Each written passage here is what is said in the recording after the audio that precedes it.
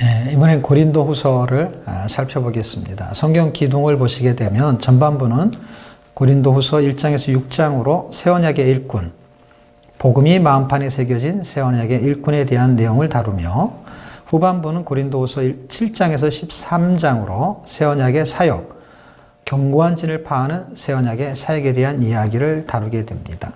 고린도 후서의 구속사적인 맥은요, 진리의 문제를 다루게 됩니다. 왜 진리의 문제냐면요, 고린도 전서와 후서에는 차이점이 있습니다. 전서는 생활 대결, 생활의 문제였어요. 왜냐하면 다른 말, 다른 마음, 다른 뜻. 고린도서 1장 10절에 그런 이야기가 등장합니다. 다른 말이라는 것은 예수님의 말씀이 아닌 것이고요. 다른 마음이라면 다른 영을 말하는 것이고, 다른 뜻은 다른 복음을 말합니다. 정말로 고린도서는 이거와 대비되는 것처럼 11장 4절에 다른 예수, 다른 영, 다른 복음을 말하고 있습니다. 자, 진리의 대결에서 이길 수 있는 방법을 지금 성경이 설명하고 싶습니다. 진리에서 싸워서 이길 수 있는 방법은 진리인 예수님을 아는 방법밖에 없습니다. 새 언약의 일꾼과 새 언약의 사역으로 둘로 구분할 수 있는 고린도 전서는, 고린도 후서가 기록된 배경을 통해서 알 수 있는데요. 고린도 교회가 분쟁과 음행에서 돌이켜 회개한 소식을 듣고 마게도냐에서 쓴 편지입니다. 고린도 후서의 주요 내용은요, 1장에서 6장까지 새 언약의 일꾼의 존재에 대한 이야기를 다루고 있다면, 7장은 회개한 사실에 감사하고 8장과 9장에서는 헌금에 대한 부분을 다루며 10장에서 13장은 바른 복음을 제시하는 것으로 끝을 내게 됩니다. 그런데 이 새 언약의 일꾼의 존재는 어떤 사람을 말하는 것일까요? 그것은 1장 하나님의 위로자를 말합니다. 위로라는 것은요, 아래하고 반대되는 단어이기도 합니다.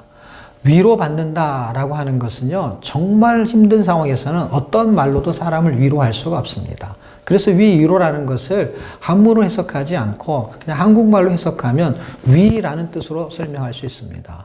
진정한 위로는 위로부터 온다라는 것으로 이해하셔도 괜찮을 것 같습니다. 하나님만 의지하게 하는 위로, 위로부터 오는 위로가 사망을 이기는 힘이 있다라는 것입니다. 왜냐하면 지금 바울이라는 사람이 아시아에서 엄청난 고난을 당했어요. 예수에 대한 복음을 전달하는데 이 고생이 너무 심해가지고 살 소망이 끊어지고 꼭 사형 선고를 받은 것과 같다라고 말합니다. 그런데 여기서 어떻게 살아날 힘이 생깁니까? 하나님만 의지하게 하는 위로를 받게 되었기 때문입니다. 예, 새 언약의 일꾼은 두 번째로 그리스도의 향기를 갖고 있다라고 말합니다. 그 향기는 사람을 용서하는 향기를 말합니다. 3장에서는 그가 새 언약의 일꾼은 그리스도의 편지다라고 말합니다. 복음의 소식을 전하는 편지와 같죠. 뭔가 말을 하지 않아도 그의 마음을 읽어낼 수 있는 것을 말합니다. 새 언약의 일꾼이 전한 복음의 능력은 도대체 무엇입니까? 4장에서 그리스도를 드러내는 삶, 믿음의 눈을 갖게 합니다.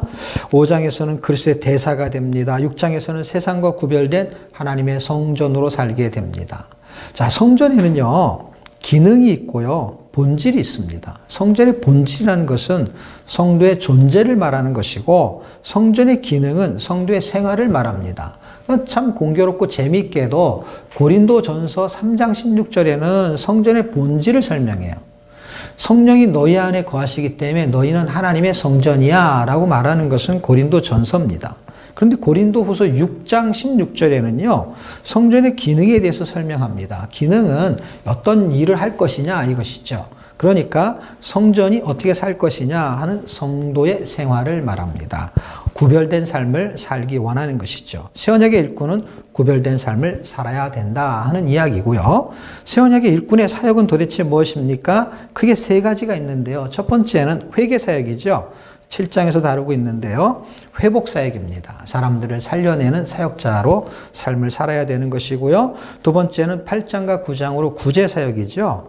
사람들의 힘든 상황들을 돌볼 수 있는 그런 넉넉한 마음이 있어야 되는 것이고, 마지막으로 10장에서 13장은 진리에 대한 사역입니다. 육체를 자랑하는 것이 아니고 하나님을 자랑하면 그 바른 복음을 통해서 그리스도의 능력이 그에게 머물게 되는 것입니다. 그래서 바울은 고난과 고초를 당했지만 그의 육체에 가시가 있었지만 아무리 기도해도 3번씩 기도해도 응답받지 못했습니다. 이유는 간단합니다.